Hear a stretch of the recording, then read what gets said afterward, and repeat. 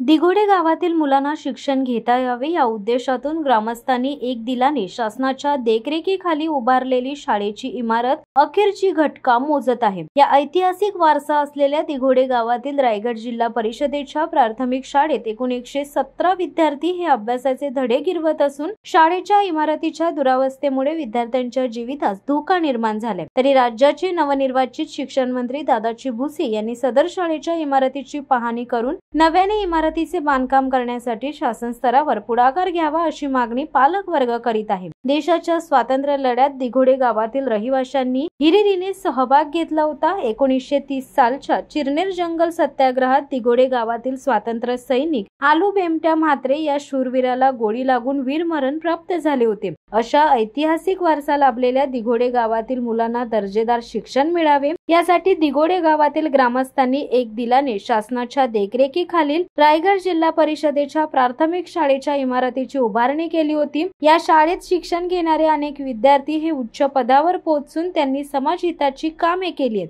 आज त्याच प्राथमिक शाळेच्या इमारतीमध्ये 1ली ते 4थीच्या वर्गात एकूण 117 विद्यार्थी अभ्यासाचे धडे गिरवत आहेत। अशा शाळेच्या प्रत्येक वर्ग खोल्यांची दुरावस्था झाली असून कौलारू छप्पर विद्यार्थ्यांच्या डोक्यावर पडण्याचा धोका निर्माण झालाय। त्यामुळे विद्यार्थ्यांच्या जीवितास धोका निर्माण होऊन दिघोडे नावासह शाळेचे अस्तित्वही नाहीसे होण्याच्या मार्गावर आहे। तरी राज्याचे शिक्षण मंत्री दादाजी भुसे यांनी सदर शाळेच्या इमारतीची पाहणी करून नव्याने इमारतीचे बांधकाम करण्यासाठी शासन स्तरावर पुढाकार घ्यावा अशी मागणी पालक वर्गाकडून करण्यात येत आहे। दिघोडे गावातील रायगड जिल्हा परिषदेच्या प्राथमिक शाळेची इमारत ही जीर्ण झाल्याने दिघोडे ग्रामपंचायत कार्यालयाच्या माध्यमातून शिक्षण विभागाकडे नव्याने इमारतीचे बांधकाम करण्यासाठी पत्रव्यवहार केला आहे। तसेच उरणचे आमदार महेश बालदी यांच्याकडेही शाळेच्या इमारती संदर्भात मागणी केली आहे। त्यांनी आम्हाला सकारात्मक प्रतिसाद दर्शवला असून नव्याने इमारतीचे बांधकाम करण्यासाठी शासन स्तरावर प्रयत्न करणार असल्याचे सांगितले।